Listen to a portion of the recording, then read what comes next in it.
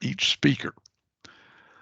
So we're at 86, and I think we can get started. So good morning and welcome. I'm Max Rothman, the President and CEO of the Alliance for Aging, and it's a pleasure to welcome you here this morning to this introduction to the Older Americans Act. What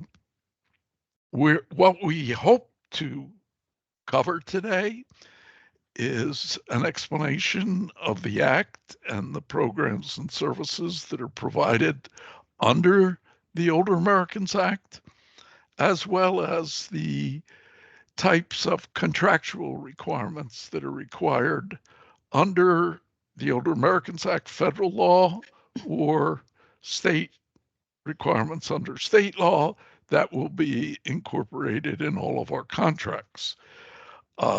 The reason we wanted to have this meeting today is because over the years, we've received a number of inquiries from individuals and organizations wanting to know more about the Older Americans Act and how they might be able to participate in it with us. So we wanted to use this opportunity to educate as many potential organizations that might be interested in working with us. However, the request for proposal, the competitive procurement for the Older Americans Act, is still under construction and will be released later this year.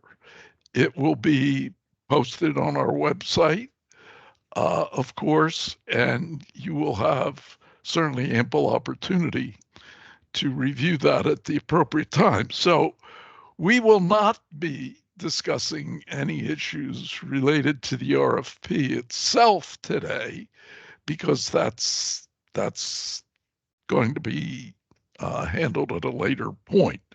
But we do want to answer any questions that anyone may have about the Older Americans Act, about what's included in there, about what the contractual requirements will be, and make sure that we respond as effectively as we possibly can. There will be 3 speakers this morning. And after each speaker, there will be an opportunity for questions. And like I indicated, if you raise your hand in the chat section, I'll recognize you in the order that you appear on my screen. So our 3 speakers today will be Barbara Suarez, our Director of Program Integrity and Accountability. She and her staff oversee all the contracts under the Older Americans Act, with the exception of one, the 3D area of the Older Americans Act. And Martine Charles, our Director of Planning and Population Health, will present on that title of the Act. And then finally, Stan McNeese, our CFO, will review contractual requirements that will govern our administration of these contracts. If there should be any questions that none of us can answer today, regarding what you've heard, we'll be happy to look into it and get back to you at a later point.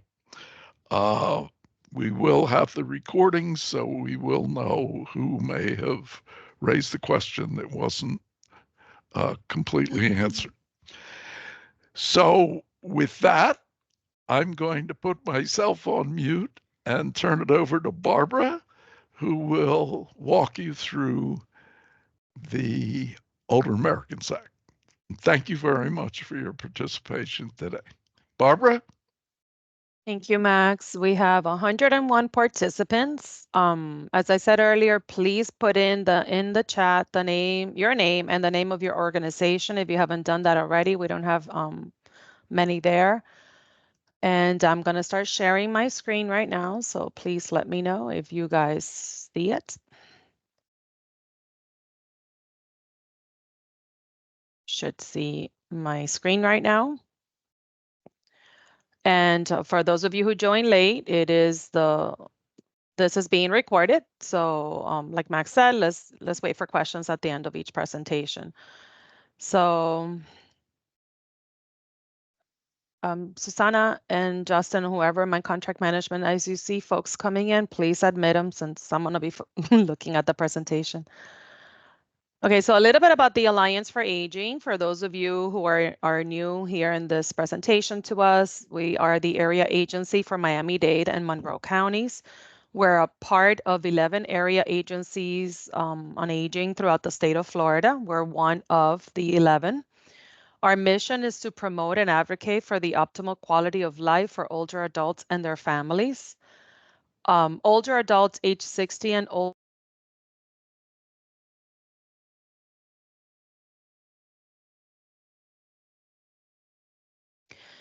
We competitively bid programs every 6 years in order to solicit qualified entities capable of providing quality services, which is what we're getting ready to do now with the Older Americans Act. The ADRC provides information about the long-term care services and supports and help access programs. So one of the departments within the Alliance for Aging is the Aging and Disability Resource Center, also known as the ADRC. That's another training presentation, but it is a large component of what the Alliance for Aging does. And we monitor providers to ensure compliance with the state and federal program requirements. This is the map of the area agencies on aging statewide. As you see, it starts all the way up in 1 with Pensacola, and we're all the way down here, 11, and we serve Miami-Dade and Monroe counties. These are the different programs that the Alliance for Aging's contracts. For the purpose of today's presentations, we're going to focus on the Older Americans Act, but we do have the local service programs. We have community care for the elderly program. We have the home care for the elderly program, and we have the Alzheimer's disease initiative. The community care, the CCE, HC, and ADI are all case managed programs. And those are managed by our lead case management agency. We just did that procurement last year. And then Older Americans Act is what we're going to focus on today. So what is the Older Americans Act? So it's a federal legislation that provides funding for social services for persons age 60 and older. It was enacted in 1965 and has been amended periodically over time. The Administration on Aging is responsible for carrying out the act, except for Title V, the Senior Community Service Employment Program. And OAA targets persons with greatest economic or social need with attention to low-income older individuals, including low-income minorities, individuals with limited English proficiency, and older individuals residing in rural areas. There are 4 titles in OAA that we're going to focus on today. There's Title 3B, which provides supportive services to enhance the well-being of elders and to help them live independently in their home environment and in the community. There's 3 types of services under 3B. There's access services like transportation. There's in-home services like homemaking, personal care, home repair, companionship, telephone reassurance, etc. And there's legal assistance. There's another title, C1 and C2. Both provide nutrition services that assist the older individuals live independently with better health through improved nutrition and reduced social isolation. And we're going to go on a little bit into each of the services that each of these titles provides in later slides. But Title C, which is C1 and C2, is really focusing on meals. So Title C1 is congregate meal settings, and Title C2 is home delivered meals for folks living at home. Then there's Title 3D, which provide funding for disease prevention and health promotion services for older persons. And we're going to have a presentation on that from Martine. And then there's Title 3E, also known as the National Family Caregiver Support Program, and this provides services to caregivers and grandparents. So we'll have a little bit more information on that. These are the services available, generally funded under Title 3B. Again, these are in-home-like services. So you have your, or center-based, you have your adult daycare, your housing improvement, which is to do home modifications, this legal assistance, you have telephone reassurance, an assortment, mental health counseling. So depending on your organization and the services that you provide, these are some of the available services under 3B.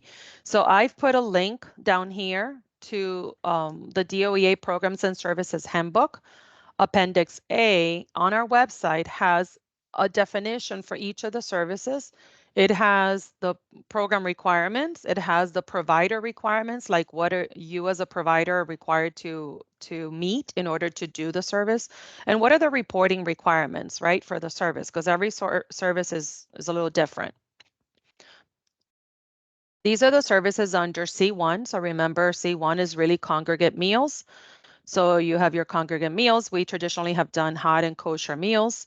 There's nutrition education, nutrition and counseling, and screening and assessment is the service required to do for each client to determine their eligibility in the program.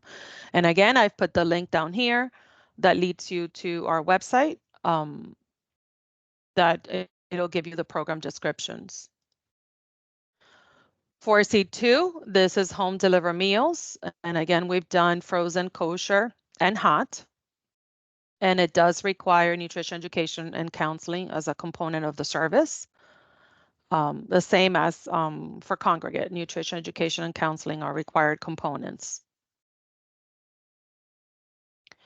These are the services available under 3E. So 3E has 3 umbrellas, right? We have the regular 3E services, which again, remember, these are services for caregivers. So anybody in this program, part of the eligibility requirement is that they have to have a caregiver 24 hours a day. So it's, we have adult daycare, we have telephone reassurance, caregiver support programs, counseling, both gerontological and mental health. We have education and training, respite, both in-home and on center-based. And center-based, it could be in a daycare or in an ALF. But again, the program description will tell you where that service can be provided. We have 3ES services like a chore. Chore is like an enhanced cleaning of the home, emergency alert response, housing improvement, legal assistance. Material aid is a support service to housing improvement, which is what allows you to buy the supplies that you need. And specialized medical equipment and supplies, these are like your Pampers, diapers, DMEs. And then we have the 3EG program services, where these are specific for grandparents. And these are the services available for grandparent services in our community. So I know some of you in this presentation, provide services to grandparents. So these are the services that would be available. And again, this is the link to our website. Oops, what happened? Oops, it took me to the it took me to the link. Let's get back. Okay. So again, this is the DOEA Programs and Services Handbook. Again, here's your link. It's on our website. It's under providers, provider documents. These are all of the chapters that are relevant to Older Americans Act. The ones graded out are chapters of the handbook, but not really relevant for Older Americans Act providers. So I strongly encourage all of you to go to our website if you're interested in any of our programs and read through these chapters so you understand the program requirements, the services available, the service definition. Chapter 5, for example, Older Americans Act gives you everything you wanted to know and all the requirements related to the Title C, which is nutrition. Chapter 4 gives you everything about Title 3B, which is the in-home services and some center-based. There's a section on 3D. There's also a chapter for E for the caregivers, and it breaks down the different components of E. And then Appendix A is what gives you the service definitions for each of these services. And there is a chapter for background screening, which we're going to talk a little bit later about. So what are the program requirements? And these are the most general program requirements. Obviously, you have to comply with the DOEA Programs and Services Handbook. You have to conduct outreach for the purpose of identifying potential clients or caregivers and encourage their use of existing available resources. You have to serve clients based on targeting criteria. Um, Earlier, we talked about the targeting criteria being for older adults, with language proficiency, living in rural areas. So there's a specific targeting requirement for these services. You have to determine the client's eligibility before providing the service, and that must be done using the DOEA assessment instrument depending on the service provided. And there is a specific assessment instrument that you will be required to be certified on, or your assessors will be required to be certified on. And some of those are also posted on our website if you wanted to see what they look like. You have to meet licensure and safety requirements. So providers must meet the existing state and local licensure, certification, and safety requirements for the provision of services. And this again is specific to the service that you're providing. You must respond to referrals sent by the ADRC within 14 days or sooner. You may receive, as I said earlier, the ADRC is the entry point to our agency and to the services in the community, and any referrals sent to our providers by the ADRC need to be acknowledged. You have to adhere to the Alliance's procurement policy when subcontracting for services. You have to develop board-approved policies and procedures relevant, obviously, to the topics that govern our services. Training and staff development. So in addition to your own training plan, and I'm sure you all have individual training plans for your staff, all new staff need to be need pre-service training and regular ongoing in-service training depending on the services being offered. And so I encourage you to look at Appendix A of the handbook. There is a list of all the pre-service trainings that you have to do, and pre-service training has to be done before services commence. In-service training is what you do throughout the year, and there are some services that do require annual in-service training. You have to complete a level 2 background screening through the clearinghouse, and this is very important. So this has to be done for all direct service providers. And so what is a direct service provider is any person 18 years of age or older who, pursuant to a program to provide services to the elderly, has direct face-to-face contact with the client while providing the services and has access to the client's living area, funds, personal property, or personal identification information. And there's like a list in that statute of what constitutes the personal information. This also includes any administrator or similarly tied person who is responsible for the day-to-day operations of the provider, the financial officer like your CFOs, or any similarly titled person who is responsible for the financial operations of the provider, coordinators, managers, and supervisors of any residential facility, and volunteers. Okay. You have to make sure that you're doing the background screening through the aging networks in the clearinghouse. ACA prints are not acceptable. So I know some of you are home health agencies or may have your prints done through ACA.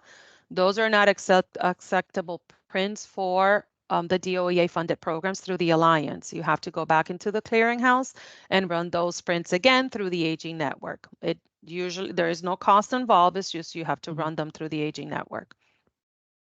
You also have to use E-Verify, and that is a system to verify employment eligibility. And this applies to your vendors. So for anybody who's thinking of subcontracting services, both the level 2 and the E-Verify also apply. Moving on to provider requirements, you have to complete annual client satisfaction surveys on the services you're funded for. You have to submit monthly requests for payments and surplus deficit reports, and this is going to be talked about a little further down the line in the fiscal section. You have to meet state required and state mandated outcome measures. We have several state outcome measures. They're currently not working, they're under construction, but once they're up and running, there are certain outcome measures that you will be required to meet depending on the services that you provide. You have to enter all program and service information in eCerts. eCerts is the data system that the Department of Elder Affairs has, where it keeps all the client enrollment information as well as billing. And this also includes waitlist for services. So if you are funded for a service and you do not have funding to serve all of the clients that have expressed needs through the outreach that you've done, you are required to maintain a waitlist in our eCerts data system. And that's what tells us the funding need, right, for the PSA and for you as a provider. You have to certify all staff on the 701B assessment instrument. And this is what we talked a little bit earlier. All clients do have to have an assessment depending on the services that are offered to determine eligibility. But prior to doing that, your staff does have to be certified in that 701B assessment instrument. And that is something that we help the provider through once they're established providers with the Alliance.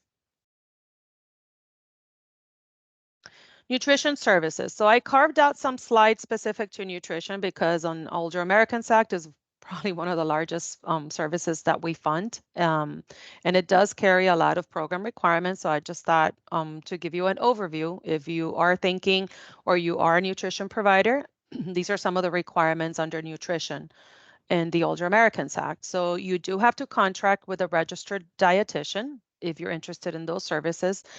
It cannot be the caterer's dietitian. The department considers that a conflict of interest. So it has to be a dietitian that is not the caterer's dietitian. You do have to provide nutrition educations on a monthly basis, and this is for both congregate and home deliver meals. So your dietitian has to develop that nutrition education plan, and the materials have to be directed and presented, not presented by them, but directed by the dietitian. And again, to understand what nutrition education entails, this is where you go back to Appendix A and read the service definition. So you see what kind of materials you would be required to compile for nutrition education. You do have to develop menus. There are 2 6-month cycles. So the cycles are January to June and July to December. Each menu has a 4-week rotation cycle, so the weeks cannot be repeated. You have to have at least 4 week cycles within those menus. And they do have to be submitted to the Alliance for review and approval 4 to 6 weeks before the implementation. So 4 to 6 weeks before July, 4 to 6 weeks before January, we're requesting new menus for review. And the menus must meet 33.33% of the current dietary reference intake. And I put you that link so you can read through that. And they also have to comply with the current dietary guidelines for Americans. You also have to have a certified food protection manager, which is a person responsible for storage, display, or serving the food at meal sites. This individual does not have to be present at the site unless you are a provider that prepares your own food. So just be mindful of that. There's also staff training. So remember earlier we talked about pre-service training. So in addition to Appendix A, the nutrition staff must also be trained in handling prevention of foodborne illness and sanitation practices before assuming the services assignments. And then in service, which is your annual ongoing training requirements, you have to provide food safety training to all staff and volunteer that work in the nutrition program.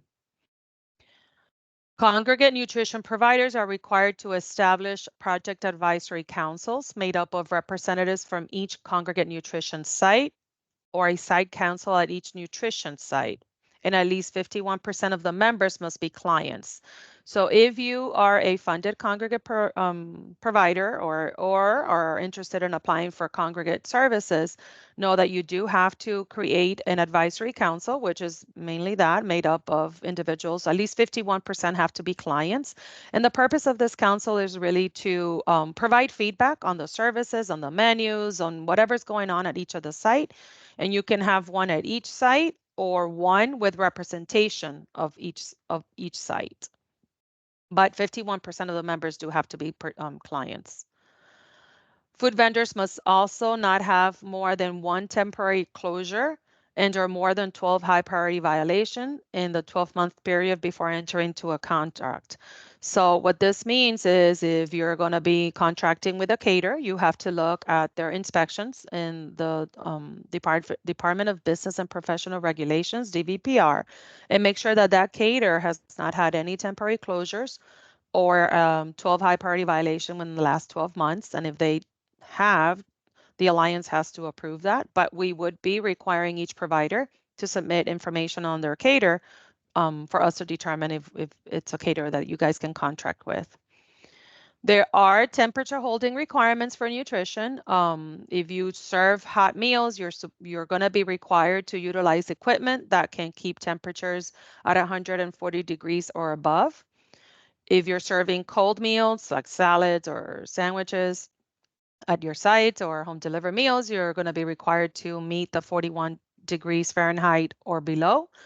And if you're serving frozen meals for home delivery meal participants, frozen solid or 20 degrees and below. And these are all tested and monitored throughout the year by both the provider and the Alliance. If you're interested in congregate meal sites, the congregate meal sites can be located in multi-purpose senior centers or schools or churches or housing buildings and or any other appropriate community facility. Must be inspected for fire, safety, and sanitation in accordance with the local requirements, at least annually. So it depends on the city or county that you're in, municipality, I'm sorry. There must be an individual, either a volunteer or or paid staff, who's responsible for all the activities at the site. Lunch meals should be served between 10:30 and 2 p.m. unless there's prior approval from the Alliance to deviate from those times.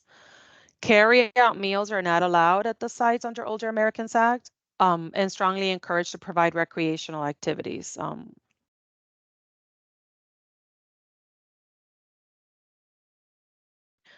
What are the OAA program eligibility requirements? So the clients that we serve under Older Americans Act are individuals age 60 and older, or a spouse and disabled adults younger than 60 may also be served depending on the service. There are some services that allow for that exception.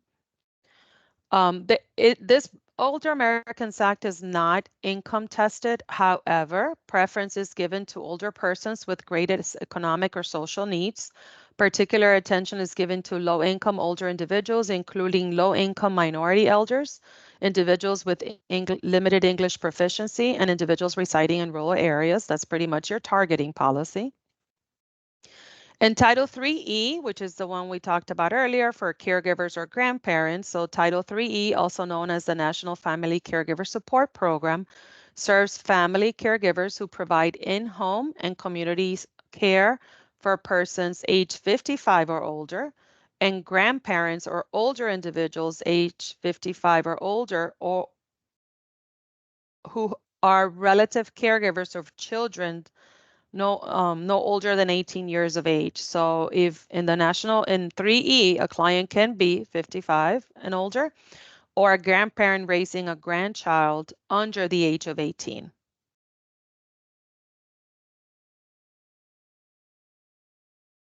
So I'm going to pause here for any program related questions on anything we just discussed.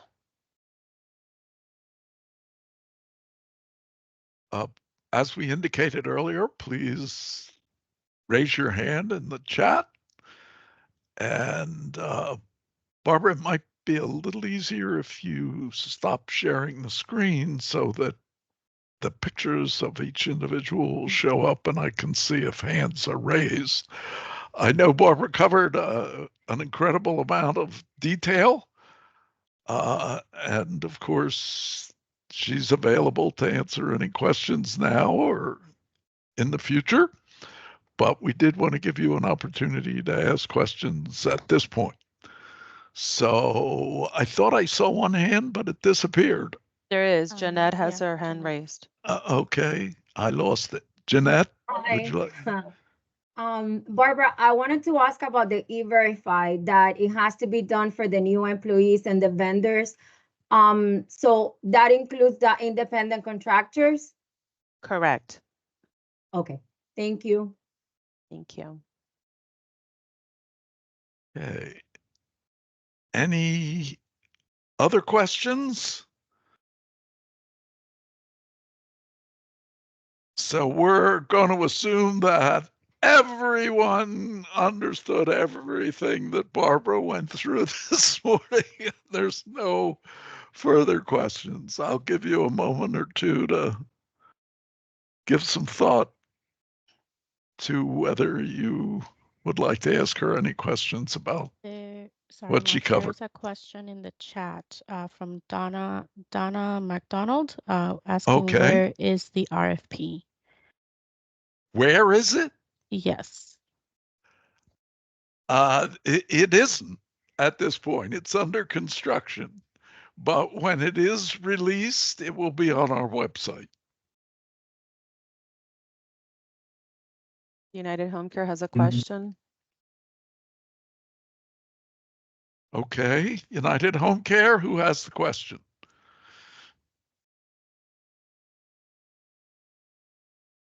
Not hearing anyone, Barbara.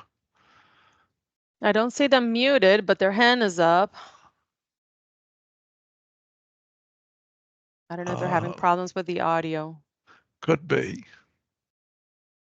I saw that they were here, but I don't see the picture of them or the hand up, but I saw someone asking a question about the estimated date of the release of the RFP. That's what they were asking. we don't have that at this point. It will be later this year. And it will be posted, so I would recommend that you periodically check our website. Luz from City of Hialeah Gardens had her hand up as well. I think she had a question. Okay, go right ahead, Luz. Yes, please. Good morning. Barbara, I just have a dog. Probably it's a stupid dog, but I prefer to ask. You said that we have to submit no later than 2 weeks the ADRC, but I don't know what I mean. That's letters, ADRC. I don't know. So ADRC stands for the Aging and Disability Resource Center, which is Agency. which is the ADRC, the department here at the Alliance that receives the client calls, wait lists for the programs, for certain programs, not Older Americans Act. Older Americans Act providers maintain their own wait list. So basically that slide just was referencing that if you do receive a referral, let's say a client calls the ADRC and they need services from, let's say meals, and you are the provider that lives closest to that client, you would be receiving a referral from the ADRC. And basically what that's saying is if you do receive a referral, you have 14 days to respond to that referral from the ADRC, from us, from the Aging and Disability Resource Center. Oh, okay. Okay. Okay. Thank you. Thank you. Thank you very Liz. much. Good question. Good question. There is a question from United Home Care in the chat. They're asking if a caregiver can get support group services if the client is in MLTC. Very good question too. So clients that are enrolled in the long-term care program are not eligible to receive Older Americans Act services, with the exception of congregate meals and transportation to and from the site. So if they are enrolled in the long-term care program, they would not be a participant eligible for Older Americans Act unless they receive congregate meals. Barbara, you might want to explain to the audience exactly what the Medicaid long-term care program is. Wow, okay, I don't know. So the Medicaid long-term care program is a Medicaid funded program for which the Alliance for Aging maintains the wait list for. It is a statewide program. It does provide in-home services similar to those under Older Americans Act and the Community Care for the Elderly. So services like homemaking, personal care. It is a case managed program. It does also include ALF and nursing home placement should the client require it. But because it's such a comprehensive program, inclusive of the services that we provide through Older Americans Act, the department and the Agency for Healthcare Administration does not allow clients to be duly enrolled in those programs. The long-term care should take the precedence and the lead in providing any service the client needs in that program. With the only exception is congregate meals, because the client, that service is not a service available through the long-term care program. So that's why the Agency for Healthcare Administration has allowed that exception. They did want, Barbara, I'm sorry, they did want to clarify that they were asking specifically for the caregiver, not the client. So the client is enrolled in MLTC, but can the caregiver still receive that service? For the purpose of this program, the client is the person that is determined eligible, not the caregiver. So the client is the client. The caregiver is not the client. It is the person that they're caring for that has to be determined eligible for the program. If the caregiver needs services, then the caregiver would have to be enrolled as a client, not, so it is the client that makes the determination. And if the client is in the long-term care program, the caregiver cannot receive that service, unfortunately. But I am sure if they reach out to the case management of the plan, there may be a comparable service that the long-term care can provide. And there is one more question. Do all contracts, OAA, HCE, or otherwise require level 2 background screening, whether or not the RFP process is used? I'm not sure I understand the question, the later part of the question. So the RFP process is basically a competitive procurement that we use to contract with the providers. Competitive procurement is also something the providers have to do when they're going to request services from vendors. But any provider and any vendor used by the provider for the purpose of our programs are required to follow the level 2 background screening.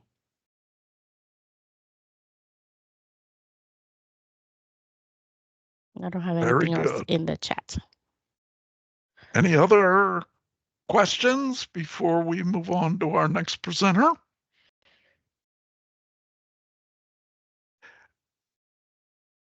Well, if you should think of something later, you can always email myself or Barbara, and we'll make sure that you get an answer to your question. I'm sorry, okay. There's one more. One more question. Yes. Go right ahead. Sorry. So it says Curly's House provides food distribution services to senior facilities where these elderly seniors live on $5 a month on food stamps. What can we do more of as a local food bank as part of our wrap around services to get back to providing these elderly services, or subcontract with the Alliance Aging to ensure our feeding program continues feeding them under the OAA? I strongly suggest you look at Appendix A for all the service definition. Take a look at, if you're a food distribution center, you would not meet the requirements of a congregate meals provider. But take a look at anything in the handbook that you feel could be comparable to what you're doing. And if you have any questions about the service and whether or not it would be an eligible service for your organization, you can always reach out to us. But you can find that under the Appendix A.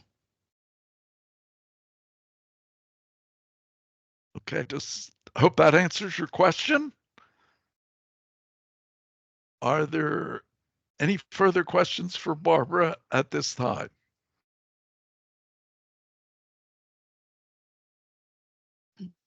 Okay, thank you very much, Barbara. We will now move on to Martine Charles, our Director of Planning and Population Health, who will cover the 3D program under the Older Americans Act. So, Martine, welcome. And Barbara, we can put that back up on the screen. Okay, fantastic. Thank you, Matt. So good morning, everyone.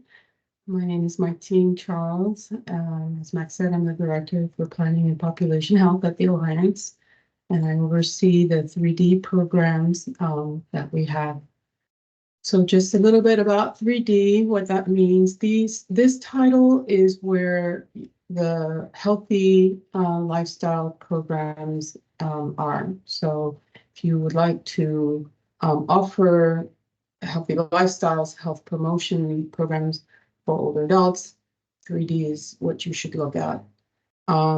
Just like with the other programs Barbara was describing, the priorities given to older adults that are either medically underserved areas or those in greatest economic need, very similar to what Barbara was describing before. Under 3D, all of the programs have to be what's called evidence-based.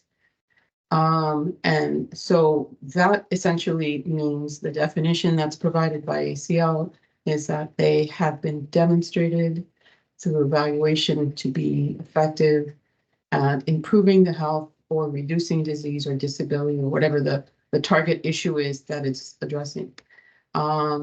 It does require that the program is researched and published. There's a whole set of requirements that has to be met. You can go to the ACL website if you're interested in seeing a full definition of what they call evidence-based programs under health promotion. The Programs and Services Handbook, Chapter 6, covers the 3D programs in detail. And then again, in the same Appendix A, you can look up any of the particular. Most of them take the form of workshops, but not all. The 3D programs that are covered under OAA Title 3D. And that's all in Appendix A by program name. So you just go under, you'll see, in alphabetical order, all the different programs, and that gives you all of the specific details about those programs.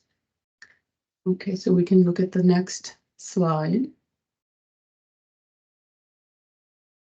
So under 3D, I think of these programs sort of grouped under several categories. One being false prevention. That's a large concern for us here. And those include programs such as Matter of Balance. Many of you may be familiar with those programs. Enhanced Fitness. There are many others, but I'm just giving examples of the types of programs that are considered under each one of these. So false prevention is a major focus. We also have some programs that are specifically looking at chronic disease self-management. We have the diabetes self-management program and the chronic disease self-management program. Oh, your screen is changed. There we go. As examples of that. And then more general physical activity and wellness programs. Walk with Ease is a good example. Some of you may be familiar with that. Fit and Strong is another one that is considered on this category of physical activity. Caregiver support. Savvy Caregiver is a good one. A good example of that.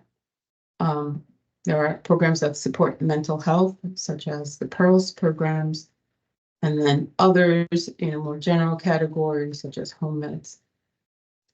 Each one of these programs, most of them take the form of a workshop, an educational workshop that's offered over a certain number of weeks.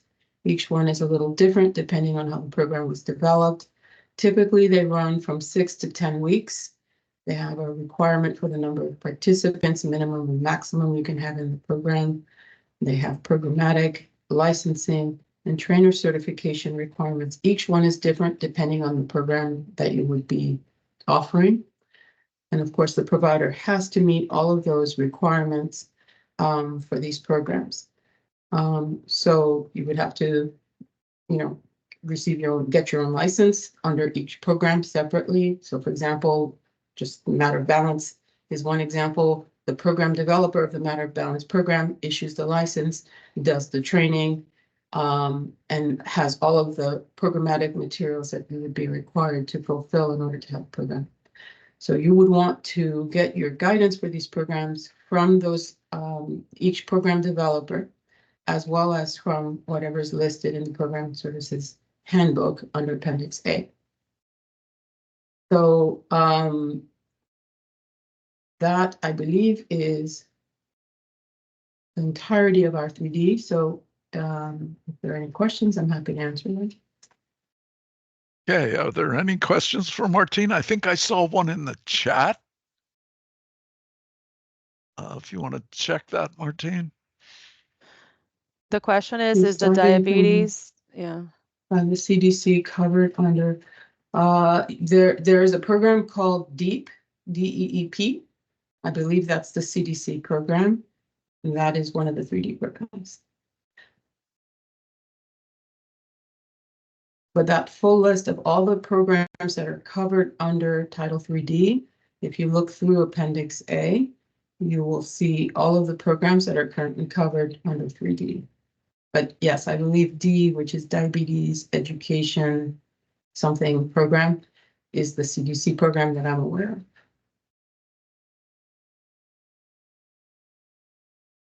Okay.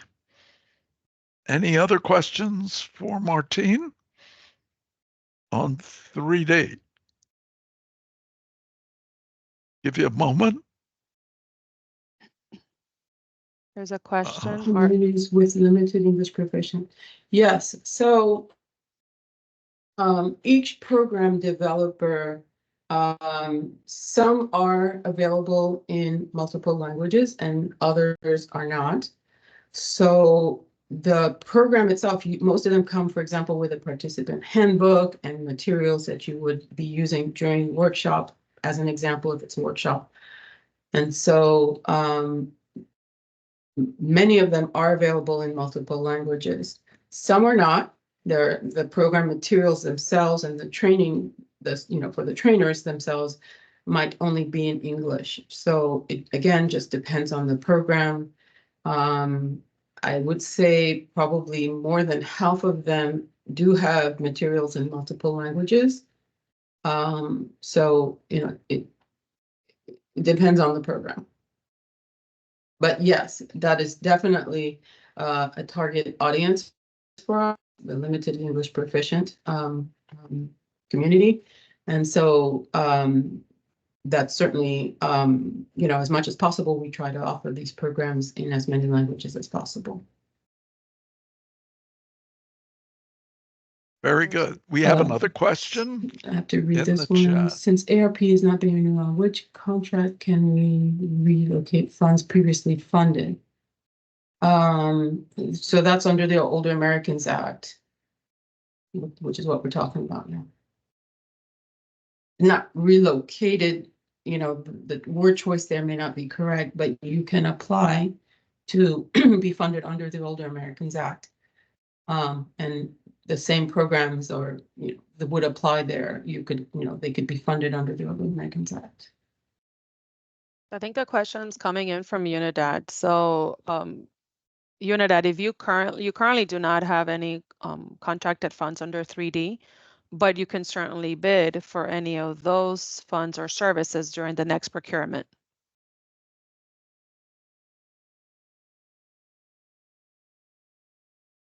Okay, any other questions? Barbara, did you want to add something further?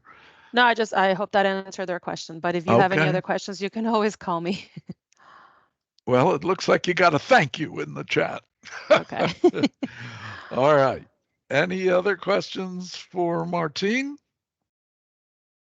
Again, if you should think of anything subsequent to the meeting, by all means, feel free to get in touch with us and we will try and answer to the best of our ability. Let's see, something else just came in. Great job, Martine. Very good. Okay, so we will now move on to Stan McNeese, our CFO, who will go over contract requirements pursuant to the Older Americans Act. Stan? Good morning, everybody. So this is, I'm hoping to be relatively brief, but the fiscal requirements, why is there, or we're going to be discussing the reason for fiscal requirements. We're going to talk about unit rate development, the matching requirements, the monthly billing process, annual reporting requirements, and annual monitoring requirements from the fiscal point of view. So that's what this little blurb is going to be about. Barbara, next slide. So why do we fiscally, well, that's a nice spelling of fiscal. Okay. So fiscally required, why do we do this? Well, two main reasons. One is to ensure that any costs or expenses that you are charging these programs are allowable, they're necessary, and they're reasonable. So we'll be looking at those things, and we have several different types of tools for us to take a look at that and ensure that that is true. And the other one is we want to make sure that you are matching the program properly, assuming match is required. Barbara, the next one. So this unit rate development process is, how do we do that? How do we develop a rate? There's a thing called the unit cost methodology. When you first look at it, and most people freak out about it because it looks very daunting and it can seem counterintuitive at the beginning, but once you understand it, it makes sense. So we use the unit cost methodology and it looks forward. So you'll be looking forward to projected expenses and projected units of service to develop that. The tool itself is used for you to develop and understand what it costs you to produce one unit of service, whatever that service is, 1 meal, 1 hour of personal care, whatever the service is. How much does it cost your agency to produce and provide that 1 unit of service? But it's developed not just from the Alliance funding, but for anything. So how much does it cost you? It doesn't matter who funds it, whether the Alliance is funding it or you're getting money from United Way or you're getting money from the county or wherever you're getting your money from. It doesn't matter. If we're just determining how much does it cost you to produce that service.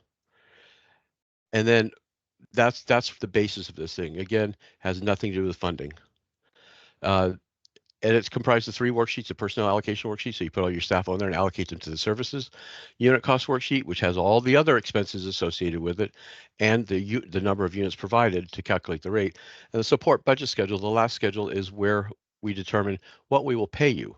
In other words, if there's a matching requirement, then we will be backing out the match from your cost, knowing that you're going to be covering that with your match. So that's pretty much how that is comprised. Again, when people look at it the first time, they freak out. It's not that big of a deal once you understand it. You just have to have the patience to understand it. And Barbara, the next slide. We will be providing training for it. So if necessary, if you want to want to understand this tool a little bit more, we will provide the training. There's also instructions that can be provided to you about how to fill this thing out, how to use it. There's also 2 training videos on the Alliance website, and I put the web address right there for you to be able to find those videos. Barbara? Okay. Matching requirements. We talked about the match a minute ago. What is it? So many federal and state programs do require a match. Currently, there's a 10% match on the Older Americans Act subtitles that are funded through the Department of Elder Affairs, except for one. So 3B, the support services in home transportation, recreation, etc. Congregate meals, home delivered meals, and 3E caregiver support services all require a match. Currently, there's no match for the evidence-based programs Title 3D that Martine just talked about. No match there. Okay, Barbara? What can a match be comprised of? It can be cash. It can be in kind, let's say rent or supplies or services, and it can also be volunteer hours. Those can all be considered as match. Next. Monthly billing. So there's several things that have to be submitted each month when you submit your billing. First thing you have to do is enter all your units into eCerts, which is the state tracking system. It's a statewide system. It's not housed or owned by the Alliance, but we have to use it for reporting purposes and billing.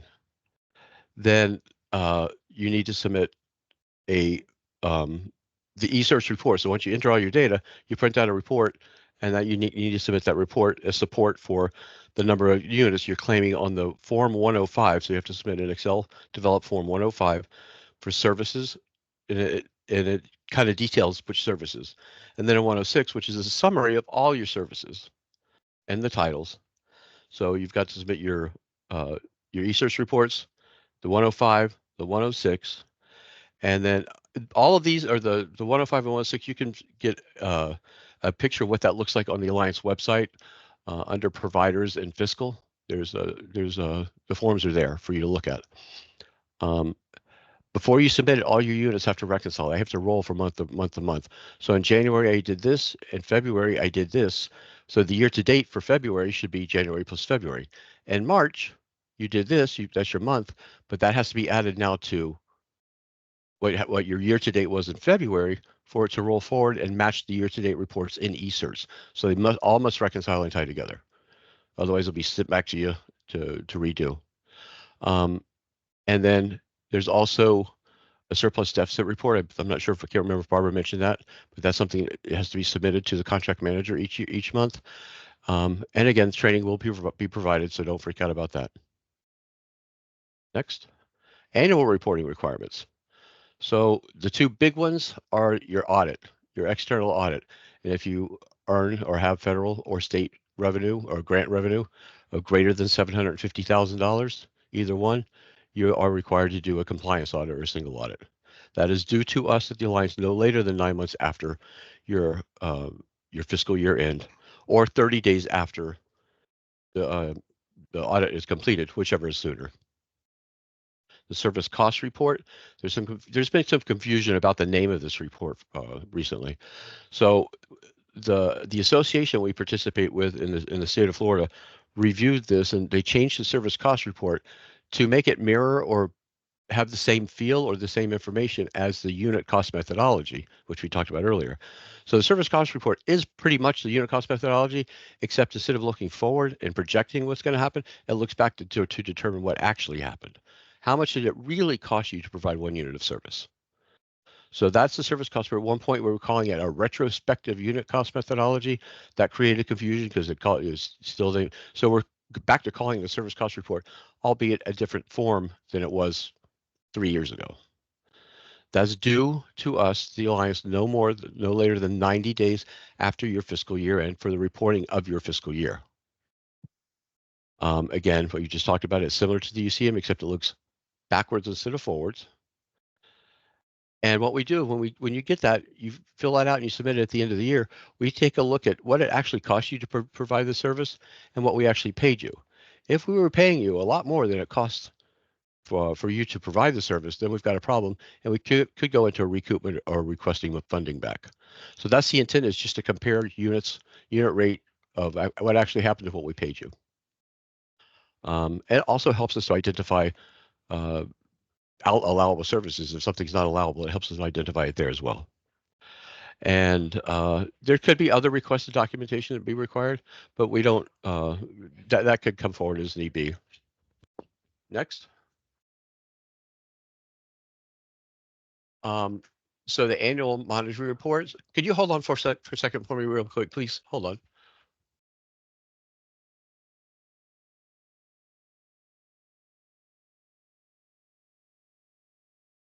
Oh, I'm sorry about that. So the annual monitoring requirements. So why do we do this? Why do we monitor? To ensure, like we mentioned earlier, that you're charging and expensing proper expenses to these programs. Federal requirements don't allow certain things to be expensed to these programs, like you're going to buy a bottle of champagne for everybody, your staff member or your clients. No, you can't do that. We can't do that. You can't purchase that there. Or you have bad debt and you want to write it off. You can't charge it to these programs. Interest costs or interest-bearing accounts or expenses for banking, banking relationships, not allowed. So there's certain costs that are allowable, certain costs that are not allowable. And that's what we're looking for in the monitoring specifically. But the requested documents to help us prove that might be programmatic revenue and expense reports. So you have a Title 3B services that you're providing and contracted for. We could request the expenses and the revenue for those 3B services and everything that took place in there. And somehow, way, shape, or form, if your accounting system does not allow you or is not set up to be able to capture the information by the program, that's okay. You don't have to, it's not required, but you're going to have to at least provide some mechanism, a schedule or something to show us what expenses are being charged to those programs. We could ask for copies of invoices just to test them. And we're going to be looking at policies, accounting policies, IT policies, personnel policies, etc. To do that. And the other purpose is to ensure your match is met. That's the purpose, the main purposes of the annual monitoring requirements from the fiscal point of view. Next, Barbara. Okay, there you go. Okay, thank you very much, Stan. We appreciate it. We can go back to the full screen and see if anyone has any questions for Stan at this point. A lot. I know fiscal is so exciting. A lot of information you received from Stan and throughout the morning. I know it can be a little overwhelming at times, but this is certainly an opportunity to ask anything that might be on your mind concerning the fiscal aspects of the program.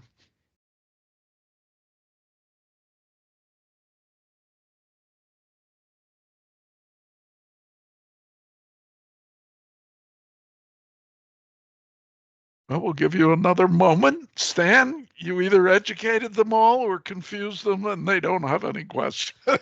Likely the second one. I'm not sure which one. As I said, I think sometimes when you get hit with so much information at once, particularly on the fiscal side, it can be difficult to sort it all out and ask questions. But we'll hold on for a moment or two. So just one more thing to tack into that. Many of our current providers, not many, but some of our current providers have their program people filling out the service cost report or the unit cost methodology. And if you do, that's fine, but just keep in mind that those people may not be accountants or they may not know numbers very well. So they would probably need some help and support from your fiscal area, especially in determining allocation of expenses, whether they're related to these programs or not, that type of stuff. So that's a process that really needs to be cohorts involved in that.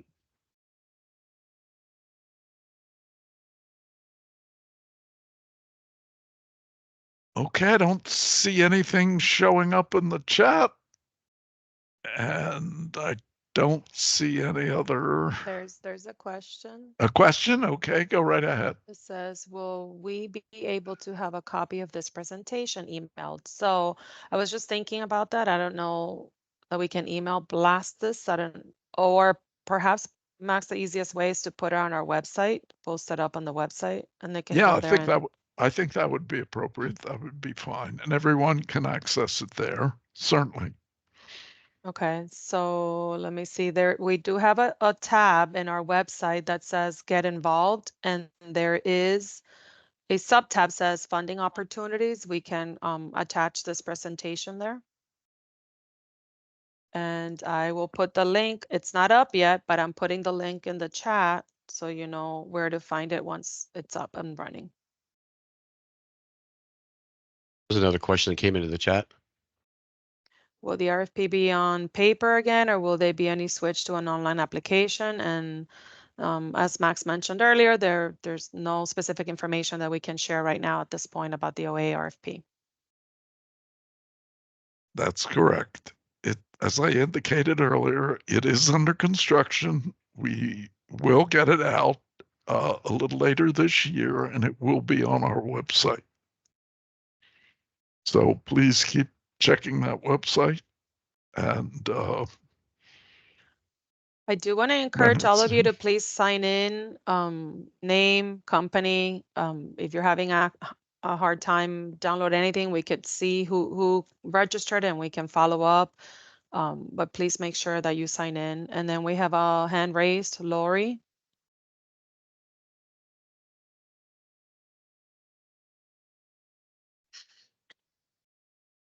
I'm not sure, Lori. I don't know if you want to chat, if you want to unmute yourself. Barbara, Jenna from Monroe had a question. For Title C programs, is it required to bid on both C1 and C2, or could they be separate?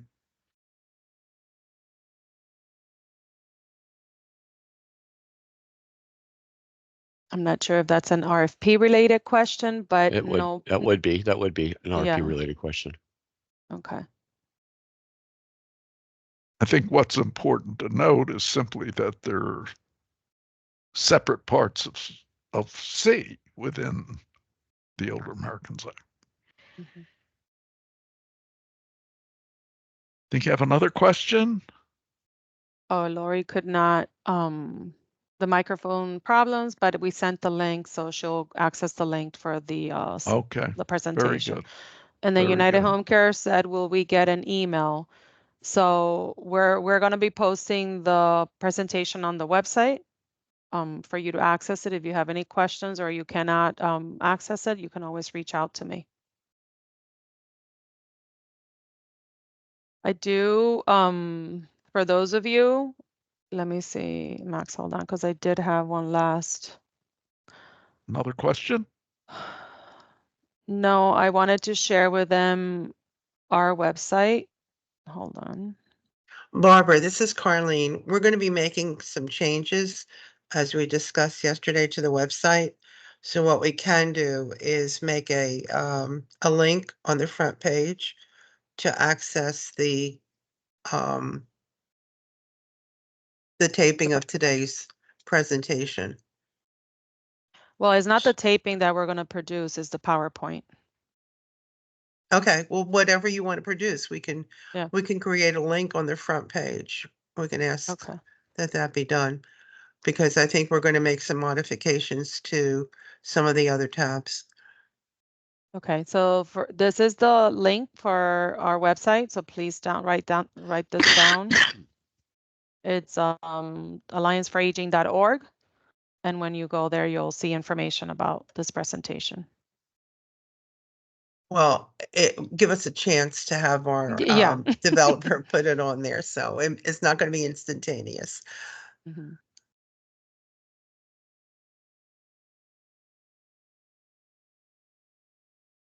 Barbara, United wanted to clarify that their question meant if they're going to receive an email when the RFP is ready.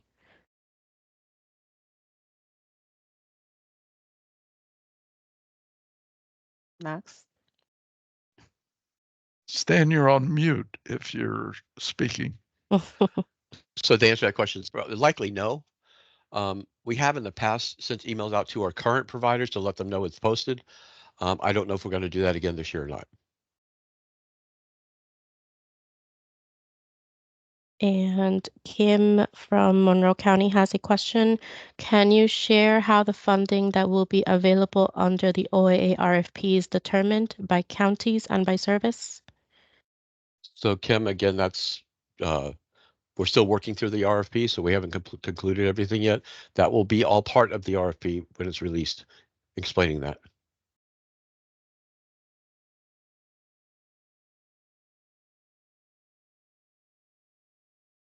And I don't know if Lori, is that still your hand up or is that a new question? Okay. Okay, we'll take another moment to see if there's any additional questions that anyone has. And the reason, just to underscore this, the reason why our folks can't really say anything about the RFP is because not only is it under construction, but we're constrained by state requirements not to get into it and not to discuss it until the appropriate time.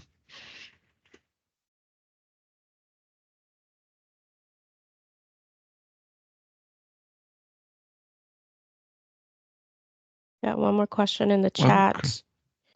Is there a month that the RFP is expected to be released? Max? What was the question? If there is a month that the RFP is expected to be released. I think that's another way of asking a question that we answered 2 or 3 times already. So the answer will have to be the same. It will be on our website when it is no longer under construction and has been released to the community. So that means you just got to keep checking the Alliance website to find out when it gets posted. Exactly. Okay. Anything further?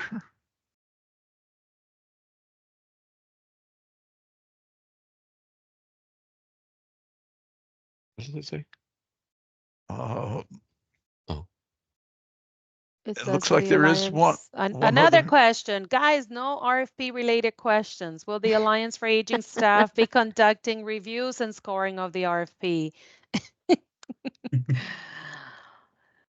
Dear Jenna, we cannot answer any RFP related questions. United Home Care, is there a legal posting? Is there a legal posting? Not sure I understand the I question. don't either.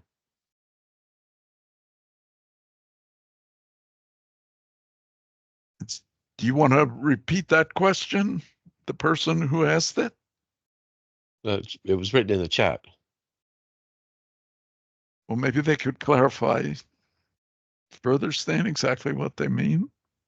That's coming from United Home Care. I don't know if you guys want to elaborate exactly what you're questioning or stating. I think they have microphone problems, so you have to wait for them to write. And in the Okay. meantime, Curly House put information about their program. Since it has to be published in the local newspaper. Their question. So, does it have to be published in does it have to be published in a local newspaper? As long as it's advertised, it doesn't have to be in the newspapers per se. No.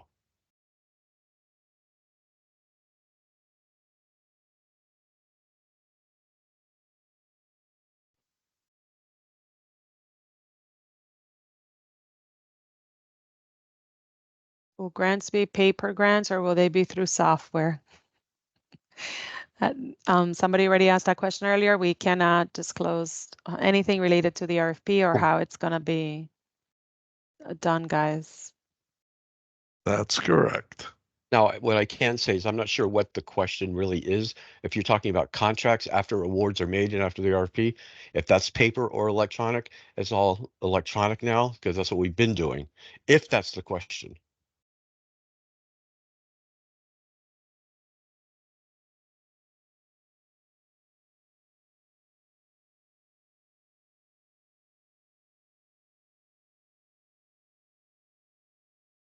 Is advertising only on the Alliance website? I think this is related to the question up there about where he posted.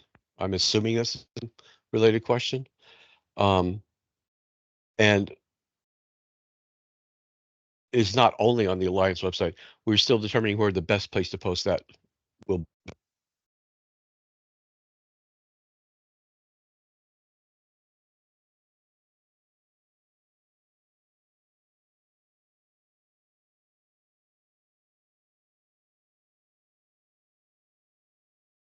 Okay, that's all. Oh, there's well, another no, one more. I think Brittany. you give people a moment to think and then come up with more questions. Brittany posted Florida procurement site for law requires that requests for proposals be publicly advertised. When used to award a contract, RFP can be posted in a variety of ways, including in local newspapers, on an organization's website, on a website designed for soliciting services. Just trying to provide information to all, she says. Yes, but we haven't decided or determined the best place that we will post it yet on any choices or others.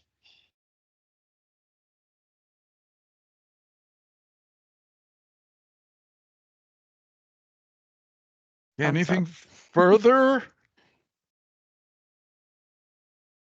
I think what you've heard this morning is a good overview of what's available under the Older Americans Act. Gives you some opportunity to determine if you're interested in participating, and we hope to give you an idea of what the contractual requirements are so that you would be aware of them as you consider within your own organization your interest in applying. We hope this has been very educational. We'd love to get your feedback, and we appreciate your participating this morning with us.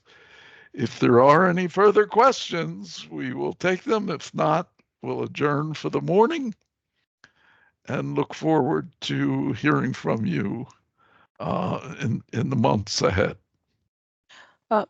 Max, since we do have some new individuals on this call, could Sure. some of them receive the invite through Irene? Some of them receive the invite through Rena, and they each respectively have those email addresses. Can we ask them to use those email addresses if they have any questions pertaining to this? Sure. Okay, because that way they know exactly how to reach out to someone. Sure. Well, I see a few thank yous coming in, so we appreciate that. Want to make sure that we don't leave before all questions have been answered to the extent possible.